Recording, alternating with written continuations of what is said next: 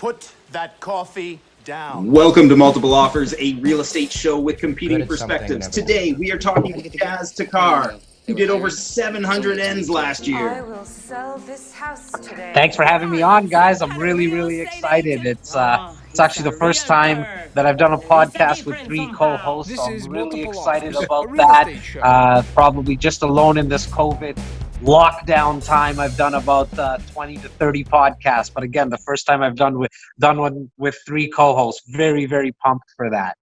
Nice, Jas. Well, we're happy to be talking to you today. Just for our listeners, you've been in real estate for 15 years.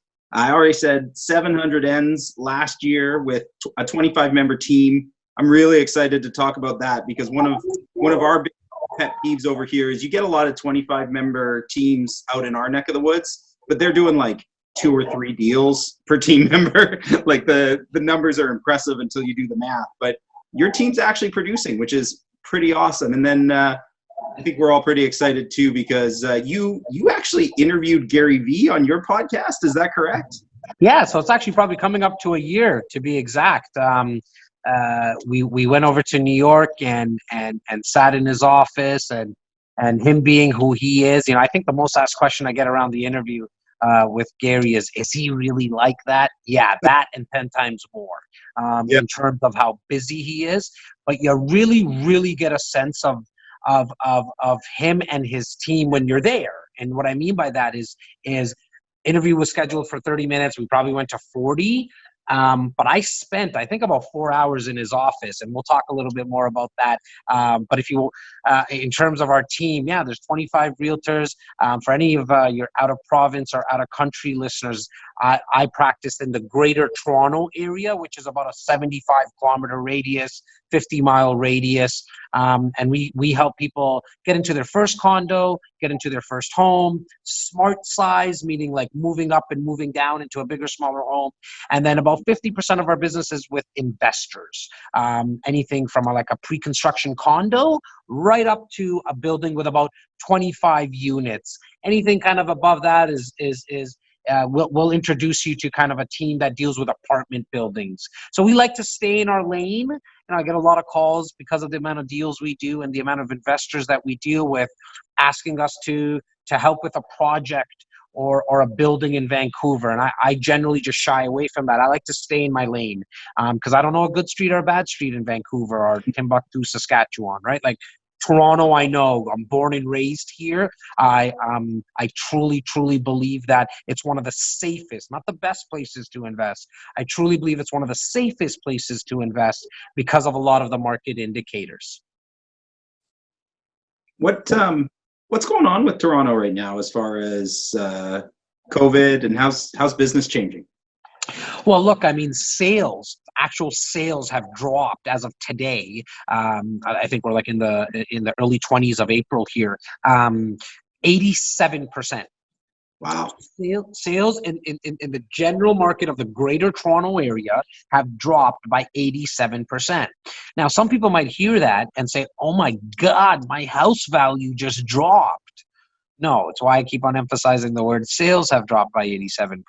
And that makes sense, right? Transactions, you're not going to have as many transactions when the government, provincial, municipal, and obviously the federal government has said, don't leave your home. And so buyers, the tire kickers, so to speak, the ones that were like, honey, let's just go take a look let's go take a look at that home on the weekend. Or maybe we should move up into a bigger home. That's no longer in the market right now. So the sales that are happening are from sellers who need to sell because they bought a home pre-COVID, and the people who are looking at a home right now, they're looking at a home because they sold a home pre-COVID. So again, we're seeing about 87% less sales. Last week in our office, which is about 1,100 strong in our organization, like in the office that I'm at, where my team REC's at, we did a little over 300 sales. So there's still a lot of action happening. You know, funny enough, the name of your show is Multiple Offers, and there was actually multiple offers still happening because Toronto, see, the fundamentals are very strong here. We don't manufacture anything here. It's all service-based. The major banks' head offices are here. Some of the biggest schools are here. Some of the biggest hospitals are here. Bay Street, the financial core of somewhat of the country, kind of is in Toronto. There's a lot of jobs here. The tech sector is outpacing Silicon Valley. I think Singapore is really the only city right now that's outpacing Toronto from a tech perspective, tech jobs. And because of the fundamentals, it's why we still see such a high demand from an immigration perspective. 150,000 people are slated to come to Greater Toronto Area year after year for the next 10 years. So with that's outside the country coming into Greater Toronto Area. Then you have interprovincial, like net migration. It's probably about another 50,000. So we have 2 million people slated to come in Toronto. Well, with COVID, for the first time ever that I can remember, the borders are closed. So immigration is not going to be as aggressive for the next 6 to 9 months. Call it a year. But what I want to emphasize again is the larger number of 2 million. So it might not happen in 10 years now. It's going to happen in 11 years. People are still going to come here. It's one of the most multicultural cities in the world. Maybe New York is kind of close to it, or maybe more. But other than that, you've got a lot of jobs, you've got a lot of demand, and we don't have a lot of supply. 2005, a legislation came into Ontario, Southern Ontario, which is the Greenbelt legislation, which doesn't allow builders and developers to build out this way anymore. You can only go up. We're kind of on a real estate island here because of it. Because you can't build in certain areas of the Greater Toronto Area. And so it's just basic supply and demand. And right now, we're just seeing less sales happen, but values haven't been affected yet. I say yet because it's still early. And look, I mean, my partner sometimes is on videos with me, and he does literally have the crystal ball. He has a crystal ball in his office, but I don't. And I would say anybody who says they do, you might want to shy away and run away from them, because who the heck knows how this is going to play out in the short term. Long term, Canada is one of the best places to live in. It's one of the safest places to live in. Does it have its problems? Certainly, right? But what first world country doesn't? But I still think there's a lot of people coming into the country, definitely into the city. Jas, how has the actual marketing efforts changed for you and your team during all of this? Great question, man. Look, I talk a lot about shutting out the noise. So I think before I even got into, so we're in 6 weeks of this right now. The first day, I remember it was a Monday. Trudeau came on TV, and he said, "Okay, time to shut down the city or the country." And then obviously the municipal governments followed, and the provincial governments did. And I haven't heard him ever since. I haven't watched him ever since. To me, it doesn't matter who the prime minister is. It doesn't matter who the president is, because they've never paid my bills, and I don't think they're going to start anytime soon. So first, anybody who's watching or listening, I implore you to shut out the noise. Shut out the noise internally. The news is the news. They get paid to come out with negative news. In fact, if they talk about a very sunny day tomorrow, chances are you'll never pick up that newspaper. The second they say the tsunami's coming or it's a bad storm in Canada, we get bad weather obviously here from a snow perspective, we all pick up that paper. If it bleeds, it leads. I've learned that a long time ago. So me personally, I shut out that noise because I'm very, very careful in the thoughts that I allow to play out in my head, because the thoughts become actions. So that was my messaging to my team right away was, guys, we need to be very, very careful in terms of what type of information we allow in our heads. So the first thing we did is we picked up the phone and we called every single one of our clients that did business with us in the last 5 years. Literally picked up the phone, everyone, and said, "Hey, Jeff, how you doing, man? It's Jas. Like, what's up? Do you need something? Do you need groceries? Does your neighbors need no groceries? No problem. Matt, what's going on, man? How you doing? Did you need anything? Hey, no, Jeremy, what's going on?" And we did that to 500 people, to our clients that bought in the last 5 years. Now talked about real estate, because look, I truly believe if you're in sales, you're also in service. So this is the time to serve people. The business will come. It always does. But we need to serve people, get out, reach out to people, see what they need, because people have lost their jobs. Others have lost family members that have passed away as well. So you need to be very, very sensitive to that. While we were doing that in the first week, that probably took us a good 6-7 days to get through to everyone. What we started to realize is that, okay, the unemployment rate significantly jumped, right? Right now we sit at 15%, but that also means 85% of people are working. So what we did is start to transition and find out who's working, who's not working. Whoever's not working, could we help? Could we do anything? You know, is there side jobs that, and I'm a big believer of like side hustles and picking up things that you're passionate about. So I can talk to that to people, but the 85% of people that had jobs, what I realized is, they're still looking at opportunities from an investment perspective. And so we just asked the question, hey, look, like if you're working, is there a line of credit, home equity line of credit that you have available that you might want? Like, did you want to take advantage of an opportunity? Because we all know when the market has a slight dip, or when people are fearful, that's when you should start looking at possibly being greedy. Because as people, when they're greedy, that's when you want to be fearful. I mean, that's taken from Warren Buffett. He's one of the best investors of our time. And so looking at it from that perspective, a lot of our clients are ready, they're willing, and they're able to kind of strike if an opportunity becomes available. But me personally, I don't believe in buying something right now and closing on it within the next 30, 60, 90 days. And the reason is from an investor's perspective. If you buy something and close on it within 90 days, let's just say you get a tenant in, but now the tenant loses their job.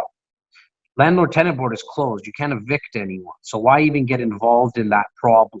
So what we're strongly suggesting, so I went back to the developers, anybody who had inventory, and said, look, if you're still confident that you're going to build this, you're still confident in your project, Mr. and Mrs. Builder, why don't we come up with a program where we can get a rental guarantee? So, for example, I have a project in Toronto. We had about 6-7 units. They're all gone, and it took literally 72 hours. Why? Because we were able to put together a 3-year rental guarantee for our clients. Now, it's going to take a year it's 70% built. It's going to take another year for it to finish, but we got a 3-year rental guarantee set at a rent that's giving our investors about $400 to $500 positive cash flow a month after all the expenses are paid. To me, I sleep well at night. Why? Because I don't even care if a tenant comes in there. In fact, I don't even want the builder who's giving us the guarantee. They're putting their money where their mouth is. I don't even want them to rent it out. Let my clients' units not get touched. But we're going to get them rent every single month. So we shifted, Jeff, to fully answer and come full circle to your question, is that we shifted a lot of our business to investors, because I always know times like this, compelling buying opportunities always present themselves. Awesome. Thanks, Jas. Hey, I wanted to completely shift gears and ask about your team, because we mentioned in the introduction, very impressive. See a lot of teams who volume per agent doesn't necessarily get it done. Part of a lot of our audience is agents, it's people who are just interested in the business and maybe don't know what a 25-member team looks like. I think you're co-founder of the team, so you're at the top of the chain there.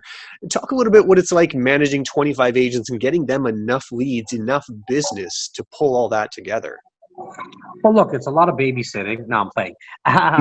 There's more to the 25 realtors. In fact, there's 25 realtors, and I have 10 support staff. The 10 support staff are built out of 3 admin, and I have 7 people in my media squad. Full-time videographer, full-time copywriter, full-time graphic designer, part-time videographer. So that's kind of the media side and the admin side. In terms of the 25 realtors, Matt, we don't really provide a lot of leads. What I believe in is I believe in teaching people how to fish rather than just giving them fish and feeding them for a day. And so what the agents that we've also brought on, they've been with us. Out of the 25, it's safe to say 15 to 16 have been with us for 10 to 15 years. So 10 to 15 years minimum. The other agents we bring on, but we're looking for 2 years experience, because I truly think that after 2 years, you've been kind of slapped around in this business. Like, you came into the business, really, like, nobody woke up as a kid and said, I can't wait to be a real estate agent. Like, that's the one thing. Nobody ever did that. I've never come across anybody in 15 years that wanted to be a real estate agent their whole life, even if their parents were one. Okay, my uncle was a real estate agent growing up. I didn't know what the hell he did, but I never wanted to be one. So My what dad happens, was a realtor, and I never wanted to be a realtor growing up. no, right? It probably goes the other way, right, Jeff? So what I think is that you need 2 years of kind of the business. Look, I hate to say it like this, but it slaps you around, right? You got in because you saw your friend or a family member or someone who sold your house. They had a nice suit on. They drove a Mercedes-Benz or a BMW, and you think, oh, you sell a house, you make 50 G's. And so you get into the business because of those reasons. So what we've always done is looked at somebody who's been in the business for 2 years, because now they have an understanding how it works, that you need to work at this business daily. Take a day off during the week, take 2 days off. Just make sure when you're working, you have the ability to meet people. That's what this business really comes down to. But yeah, we don't really offer a lot of leads. Because, like I said, I think the people that we have on our team, they're superstars, man. Like, they're sharks. They really are. A lot of my agents, it's still the 80-20 rule, like anything else. 80% of my agents, 20% of my agents do 80% of the business. That's never going to change. That's just how it is. But the other ones are kind of like in the minor leagues, right? I'm a big sports guy, so I use a lot of sports analogies. Some of my agents are kind of in the minor leagues, and we're getting them ready and getting them prepared to come up into the majors. And my guys and gals that do a lot of the business, like, I trust them. If they do, like, if my brother was going to buy a house or sell a house, I would trust them to help my brother or my cousin or my best client, because I just know they'll be able to negotiate a deal. I got a question for you, Jas. Yeah. Are you guys, do you doing a lot of stuff web-based, or do you guys actually have a location, an office where you've got these guys working out of? Great question, man. So my 10 support staff are with me all day long. It's 2 offices. My office, at like our head office of Royal Lepage Signature, that's the umbrella that we're under. I turn my specific office into a studio, like a podcast studio. I got one long table, and I got 4 or 5 people with me at all times. And then across from me is where my media squad sits. And then I have a third office where my admin people sit. Okay. The realtors, they kind of come and go, right? Like, the majority of them, I'm going to say, work from home. In fact, yeah, there's not one of my realtors that have an actual office at Royal Lepage. We also have a second location, okay, on the west side of Toronto. And so some of my agents will go in and out of that office. Okay. Are you actively selling at this point, or is it like completely a leadership role? Yeah, great question, Jeff. So out of the 700 ends that we did last year, I personally did 123 of them.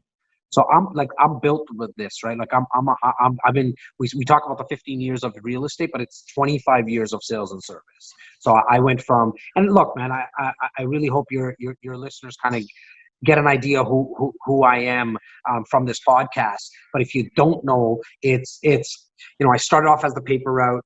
Then I went to shoe sales. Then I went to bank sales, like loans, mortgages. Then I went to car sales, and now real estate. So I really went up that ladder, and it wasn't like a year at a time. I spent 3 years in every single one of those places that I just mentioned. And then real estate, obviously, being 15 years now.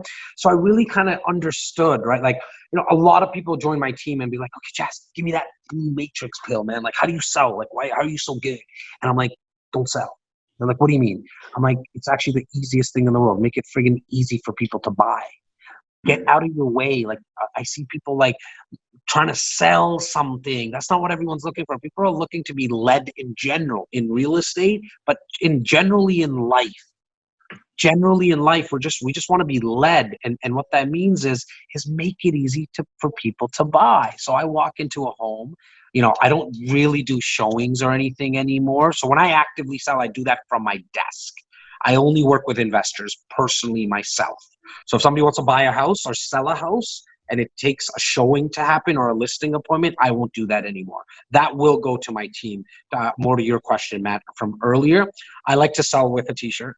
Like I just want to sit in my office. I sit in my office. Those 123 ends that were done were all done from my phone. I don't have a computer.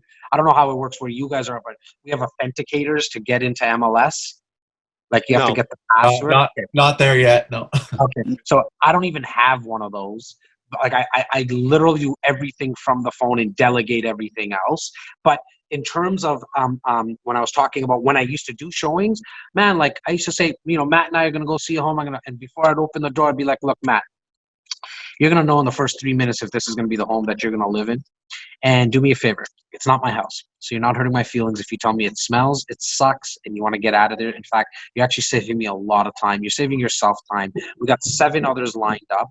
If you don't like it, let's get the hell out of here. Now, when we're in there, I'm going to go sit down and I'm going to go either turn on the TV or I'm going to read the magazines that are on the desk. I ain't staying there. I'm never living with you. I'm going to come over for your housewarming, might get drunk with you, sleep over that night. But other than that, I'm never sleeping here. You need to know if this is the house for you. I'm here to answer questions. In the meantime, I will go turn on the lights for you. But I used to be very careful. Like if Matt was with his partner, he goes into the master bedroom, I go into the second bedroom. I never cry. Like what do I don't know if it's from HGTV or I don't know, maybe it's in courses. Like hey Matt, look at the kitchen. It has granite counter. Like, what are you, an idiot? You know what a kitchen looks like, man? I don't need to tell you that. I'm here to negotiate. You want a shark. You want somebody, if you're buying, you want somebody to get you the best deal possible, right, Matt? And you want it done in a timely manner. I know. Great. If you're selling, look, I'm here to sell your home for top dollar and with the least amount of headache. That's my job. I'm not here to put up for sale sign on your lawn. I don't even care. Sometimes for sale signs are for me more than for you anyways. Do you know what I mean?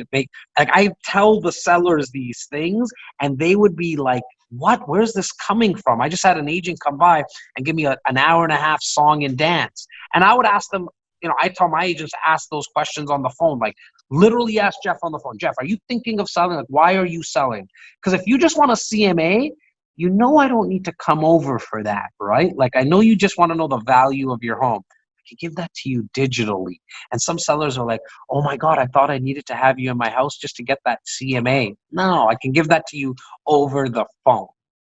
So, hey, Jas, sounds a lot like you got to present your real self to your clients, and that's really helped build your business. You got your content creating squad with you, all these folks.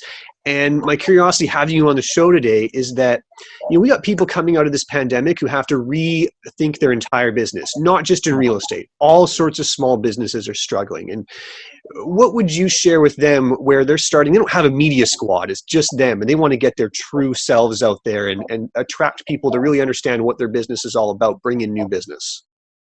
Look, I think you need to be self-aware in terms of what are you good at, right? Like I personally sucked at video at first. Like I didn't like it. Let me say that. I don't know if I sucked at it or not. I just didn't like it. And then I knew I could not write. Like till this day, I cannot write. It's why I have a copywriter. Like I write stuff in subject lines till this day.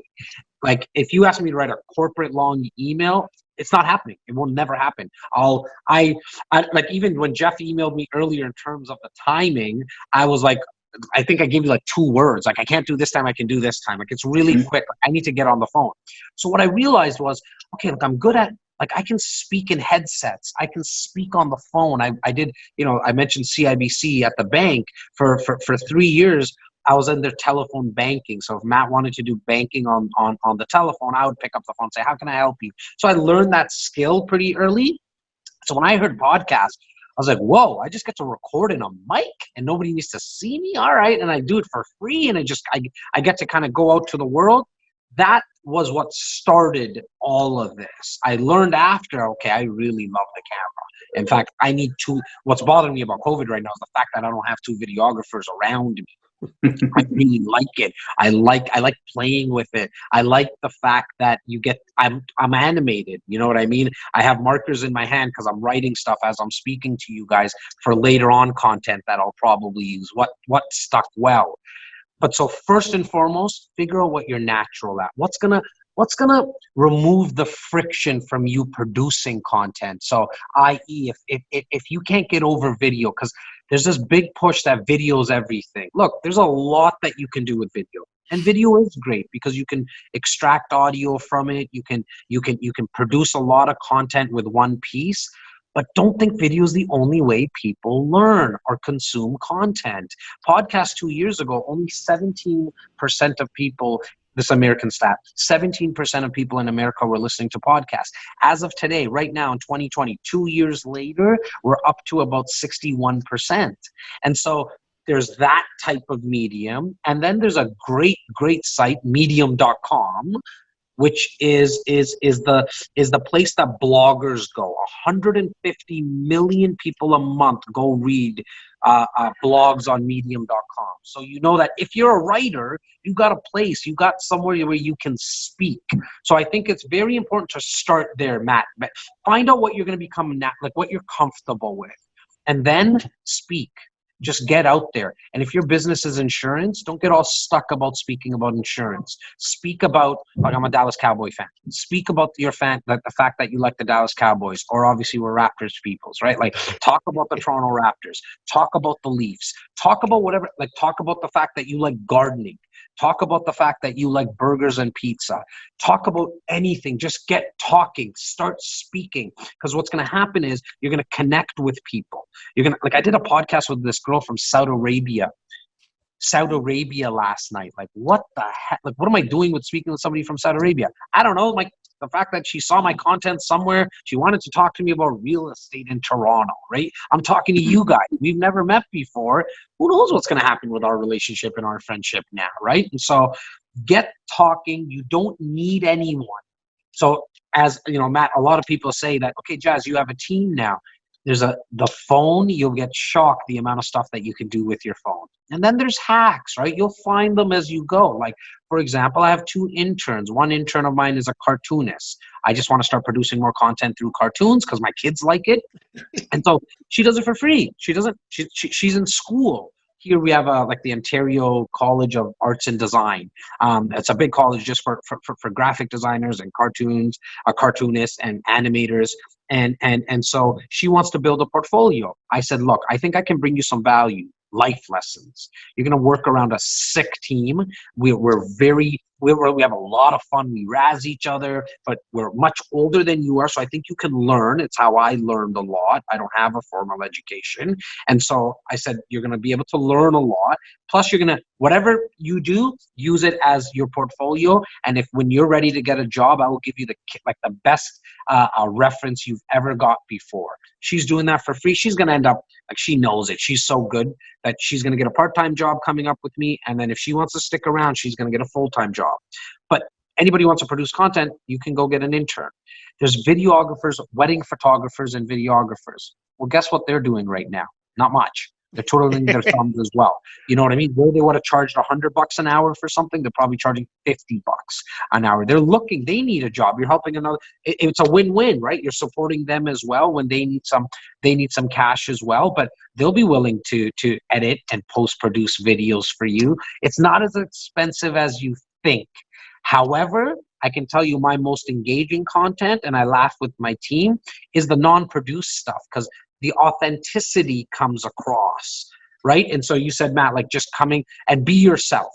That's the best. Like, that's, other than finding out what you're going to be natural at, really being yourself. I put it out there once I started, because I do stutter sometimes because I'm so passionate. Like, I'm hoping, I want to come out of this screen and talk to, I don't know who's going to do something with this information, because it's only going to be 10%, hopefully, because I just know how the statistics around that, like 87% of people only get, 87% of people never get past the first chapter of a book. So I know there's not going to be many people who are going to do something. I just don't know which person is actually going to make use of the information that I'm giving. But I'm very animated, but I also, like, I'm so passionate that sometimes I can't, like, my mind's moving so fast that I have a little stutter. I sometimes have a lazy eye. I can't get rid of it. I don't know what the heck happened. It is what it is. I have I actually, like, COVID's helped me from the perspective of my hands get sweaty.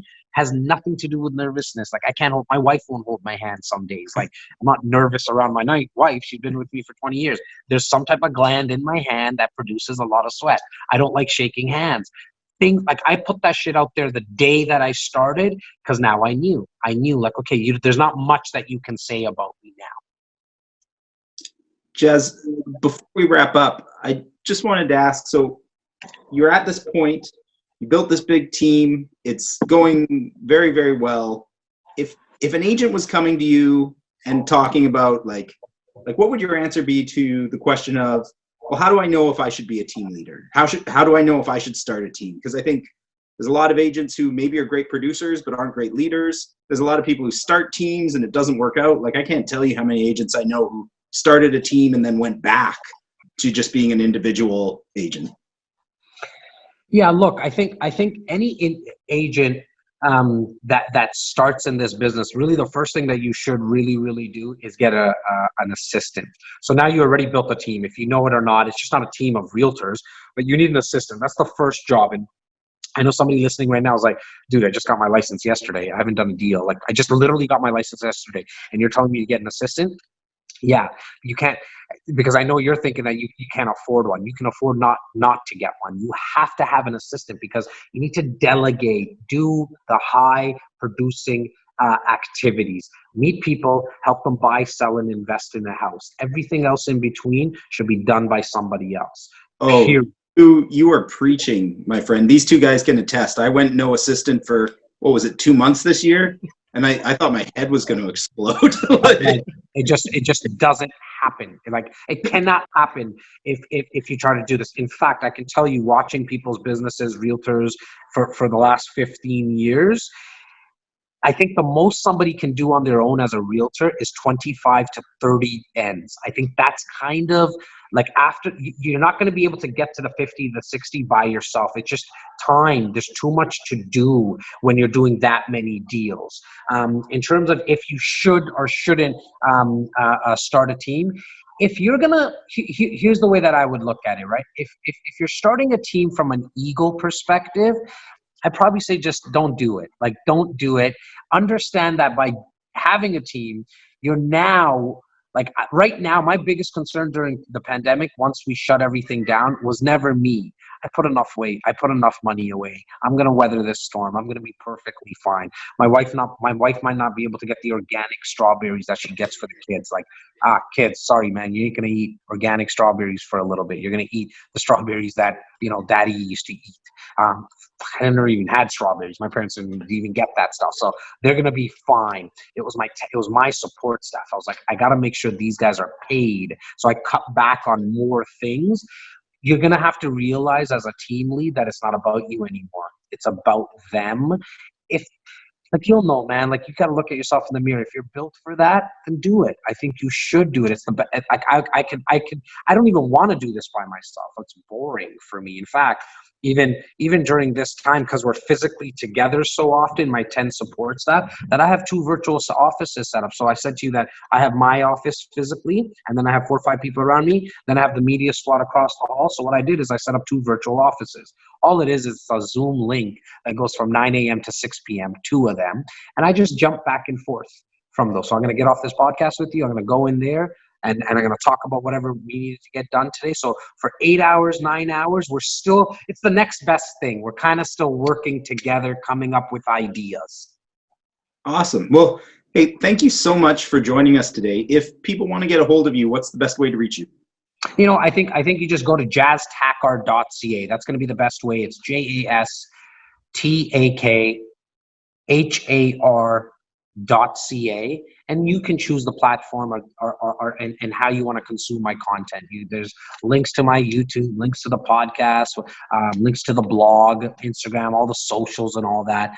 You get to choose. There's a button there that says coffeewithjas.com. If there's a realtor out here that just wants to ask questions, maybe the boys, they did a fantastic job. Kudos to you guys for the value you're bringing to the industry. It's amazing to see, 3 people together at the same time, working together, and putting out a lot of positivity and optimism. So shout out to you three and thank you, because we need more of this. I think we need to elevate our industry, because salespeople are probably at the bottom of kind of the trust ladder, so to speak. So kudos to you guys for doing what you're doing. But if there's anybody who's watching or listening, if they didn't get to a question, there's a link somewhere in that jastakhar.ca that says coffeewithjazz.com. Reach out, man. I'm an open book.